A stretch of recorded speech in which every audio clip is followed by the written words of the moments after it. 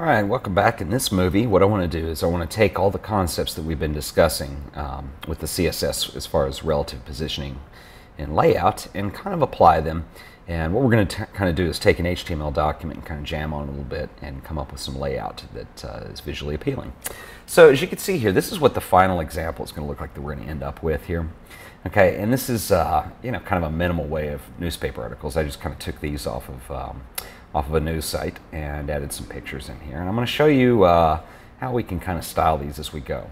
Now, let me explain what's going on here. We have inside our HTML document, you can see that it's kind of invisible, but notice that this content is centered on the screen here.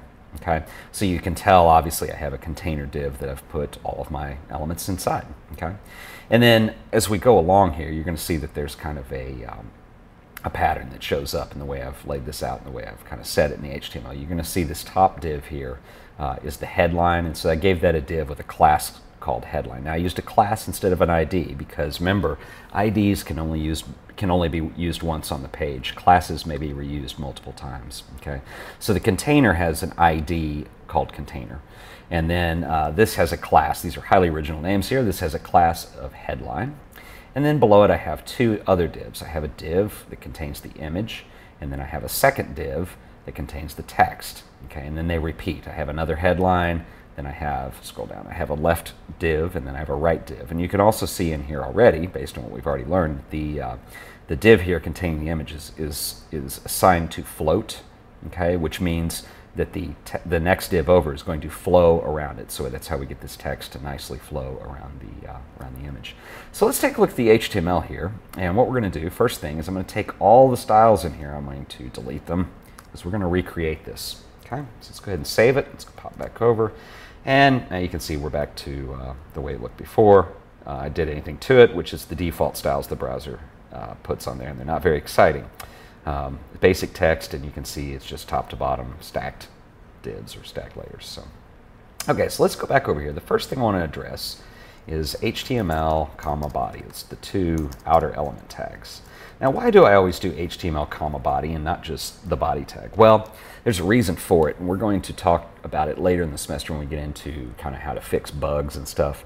But typically, I try to always, when I address the body, to also address the HTML tag. Some older browsers address these as two separate elements, and there were some weird bugs and confusion you can get with percentages of width and height and stuff like that. So as a general rule now, and I'm sorry we're not giving a better example of this, but I generally just know that you need to address them together just to avoid trouble. That's kind of how I like to think of it. But anyway, so let's go ahead and address these now. First of all, I'm going to set the margin to 0 and also the padding :0 semicolon. Now we're going to come over here. I want you to see something. If you look around the edge of the browser, the body and HTML by default have a little bit of padding and margin in here. I've zeroed this out. So now when I refresh the page, you can see now they're flush up against the edge. Okay. One thing you might notice also here on the headline where it says attack strategy revamp, this top one, there's still some padding in here. Well, that wasn't in the body tag. That's actually in the H1 tag. We'll look at that in a little bit here. But anyway, let's go back over here. Let's address the typography here real quick. And what I'm going to do is I'm going to set the font family. I wanted this to be a sans serif, so let's go ahead and say specifically Helvetica. And in case the user doesn't have Helvetica on their machine, I'm going to say comma sans serif. I could continue to list Arial and some others, but we're not going to worry about it right now. And remember our base font size technique here that we're going to do. I want to set a base font. So let's set the font size. Remember, base font you want to do in pixels. So this is going to be 12px. Pop back over here now. When I refresh the page, we have changed the font family and the font size. And this is what I want it to look like in the end. I want kind of a minimalist look to this, so I'm going with this sans serif face and a little bit smaller point size on all this, or pixel size.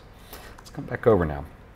Okay, now typically when I'm working on a style sheet, I like to address things in order of appearance in the HTML. And let's come down here to the HTML, and you will see that we've already addressed the HTML, and then obviously the body falls inside that. Well, next thing we have is the container div. So let's go ahead and do that in order of appearance here. Now, this is not required. Okay, it is highly recommended, however. You can do these completely out of order. It's not a big deal. However, I kind of try to keep some order into it because when I need to go back and make changes later, that's where I like to be able to find things relatively quickly. So anyway, we're going to go ahead and address a div with the ID. I use the pound sign for that. So it's going to be div pound container. You also may just use pound container. That's certainly acceptable. I like to use div pound container. And then inside here, what I'm going to do is I'm going to set the width. Remember, this is going to center on the page like we learned in the last movie clip here. I'm going to say the width is going to be 700 pixels. Drop a line, and let's say that the margin is set to 0 auto. And remember what that says is the top and bottom margins are going to be set to 0, and the left and right are going to be set to auto. So now when I refresh the page, look at that. Everything centers up nicely. Worked out great. Okay, the next thing I want to do is I'm going to go ahead and address the headlines here. Okay, and you can see, let's come down here. You can see I do have a div, in fact, and I gave it the class of headline, and it repeats down into the next article. I could keep repeating this. A lot of times when you see blogs laid out or news stories, things like that, you want to be able to kill as many birds with one stone as possible, so that's why we're using classes in this case, okay, because our formula is going to kind of repeat itself. So I'm going to go back up here. Let's go under container now, and let's do dot headline. Remember, the dot is what tells the browser that this is a class, okay? So it's dot headline, or a class called headline. And if you remember in my original example, one of the things I did is I added a border onto the left side of this image for that thick line. It's just kind of an aesthetic thing that I like the look of, so we're going to repeat that here. Now, I don't think we've covered the border attribute yet, so we'll do it now. And simply what I say is border, and this is specifically going to be the border on the left side of the image. So I'm going to say border left. Okay, I don't want this border to affect all the way around. I'm going to say 5 pixels, solid black. Okay, so what the border attribute looks for are 3 criteria here. The first one is the width, this 5 pixels. The second one is the type of border. And there are different types. There's solid, there's dotted, there's dashed, etc. And I want this to be black. Okay, and I'm only affecting the border on the left, so let's go back over here, save our document, refresh the page, and there it is. It doesn't breathe very well. It's kind of ugly with the type button up that close to it. So one thing I could do to change this a little bit is I'm going to add some padding, some padding in here. Okay, if I do margin, it's going to be on the outside of the element, and the border is the edge of the element.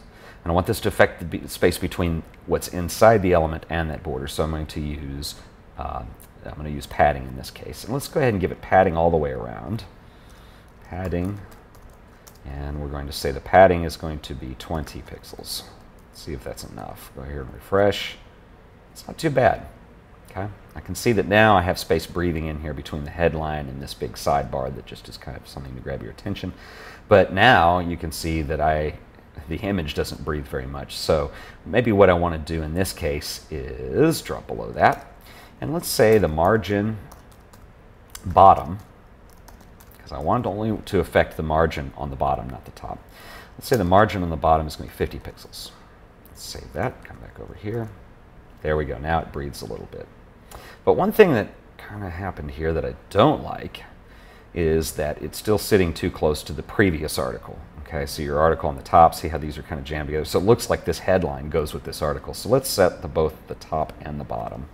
Let's go ahead and add an attribute for margin top. And that is also going to be 50 pixels. Let's go in here, refresh. There we go, that's a little better. Now I have some breathing room in there. Okay, let's go ahead and affect the 2 divs under the headline now. Let's go back over here and I'll show you. There is a div with a class called left, and that contains the image. And then under that is a div with a class called right, and that contains the text about the image. So what I want to do is, let's go ahead under headline now, is I'm going to create a style for the class of left. Okay, and that's what I named it. Highly original, but it makes sense. Okay, so left, all we're going to do is say width, and I do know that the width of that image is 300 pixels, so let's say the width of the layer is going to be 300 pixels. Drop a line, and let's say float left. And remember, this makes this float so that the next div will flow around it. Okay, so when you come back over here and refresh, you can see that now, yes, in fact, I do have the image, and the text in the next div flows, not floats, this one floats, this one flows, that's confusing, around the image. I do have some margin issues here, so let's go ahead and take care of that. Remember, we're still with that left one, which contains the image. Let's go ahead and say margin right, because let's come back over here a minute. I want to affect the margin on the right side and the margin on the bottom and let those breathe a little bit. So let's say margin right is going to be 20 pixels, and the margin on the bottom, whoops, spell it right, is also going to be 20 pixels. Save it and refresh. Starting to breathe a little bit. I like it. Okay, what I don't like now, look at this image of the ship. There's a weird little border, and it's actually in the image. And this photo was probably, I did not take it, but it was taken on an overcast day, so the sky kind of shows up as white instead of blue. And you can see that it just kind of blends into my document, and it bothers me a little bit. So let's go ahead and let's add a border attribute to that. And let's go a step further. I want it to be consistent, so I'm going to add that border attribute to all the images on the page. So let's come down to styles. I'm going to drop below this, and let's say IMG for image. So this affects every image tag on the page. It's going to be border, and I want all 4 sides affected, so no border left. We're just going to border. And remember, 3 attributes. The first one's going to be the width. In this case, I want it to be tiny, so it's going to be 1 pixel. Let's go with a dotted border, so dotted. And let's go with gray for the color. So 1 pixel dotted gray. Come back over here, refresh, and now you can see that instead of a solid 1 pixel gray border, I have a dotted 1 pixel gray border. But it did affect each image. It's starting to look better. And finally, let's go back to the headline here for a second. One thing I don't like is I kind of would like, there's 2 things. First of all, I want these headlines to be really big. Okay, so let's take them up a notch in size. Now remember, we set our base font here up in the HTML body to be a font size of 12 pixels. Well, let's go down here for the headline. Actually, specifically, I used H1 tags here. Come down to the HTML, I'll show you. See, div class equals headline. Inside I have an H1 tag, so I'm going to put it above the image, keep it in the order of appearance again. H1, and what I'm going to do is say font size. Let's use M this time because we've already established a base font of 12 pixels, so I'm going to say this is going to be 3M, or about 300% of that 12 pixels. Go ahead and refresh. Oh, now it's really big. I could make that gray. I might go in and let's change the color to pound. Let's do a hex number this time, 999999. It's a nice gray. There we go. It's a little more subtle. I probably want to change that border left to match. Let's go do that. I know I'm moving kind of quick here, but you can kind of see. What I want to do is just show you how I address these. I keep looking at it, and then I come in here and I'll adjust the styles. But let's go ahead and say border left up here. Let's change this also to pound 999999, which is our gray. There we go. Now let's say one last thing I want to do is at the end of the article, I still want some separation between the end of an article and the next article. What I might do is come in here and know that down in the HTML, we have the div class headline, followed by the div class left, followed by the div class right. Now, come back to the HTML. The right is wrapping around. So I'm going to put a border on the bottom of that. Okay, so let's go in here, and first of all, I'm going to put it under left, order of appearance. Dot right, or a class called right, is going to be, I'm simply going to say border, colon. Actually, this is going to be a border on the bottom, so border bottom, colon, and it's going to be 1 pixel dotted gray. Let's see what that looks like.